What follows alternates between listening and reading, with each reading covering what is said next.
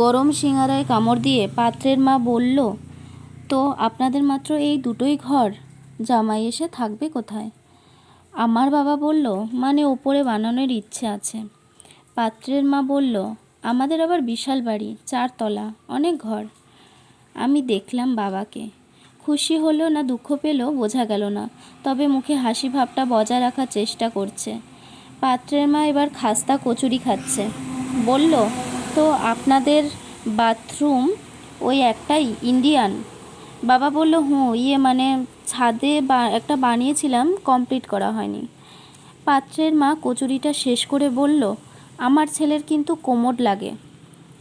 বাবা বলল, ও আচ্ছা, সে বানিয়ে নেব।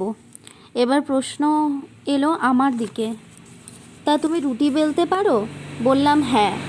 ভদ্রমহিলা রসগোল্লা মুখে পুরে বলল, বাহ, তা তুমি তো MA পাশ করেছো, চাকরি করবে না? বললাম, হ্যাঁ, ইচ্ছে আছে তো। পাত্রের মা বলল, আমার ছেলের লাখ টাকা মাইনে, তোমার চাকরি করার দরকার নেই।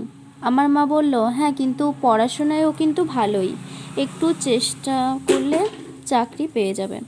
পাত্রের বাবা চিকেন প্যাটিস চিবোতে চিবোতে শোনালো, আমাদের বাড়ির বউয়েরা চাকরি করে না। তা তুমি গান জানো তো? বললাম, না।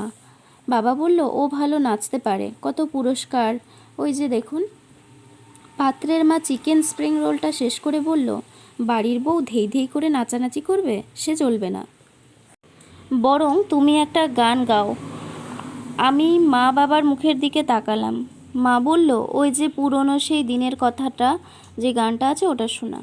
গাইলাম।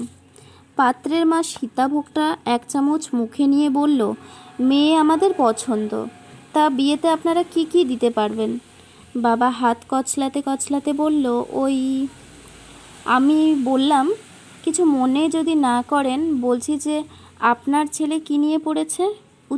উত্তর এলো, ইঞ্জিনিয়ারিং।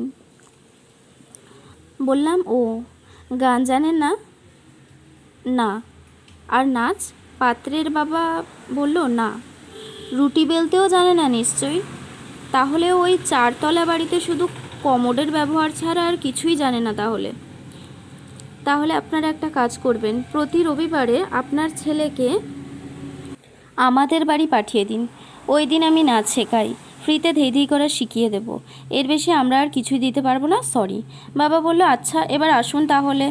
ওরা দুজন গজরাতে গজরাতে বিদায় নিল। বোন বলল, দিদি বললেই যখন আরেকটু আগে বলবি তো, তাহলে খাবারগুলো বেঁচে যেত।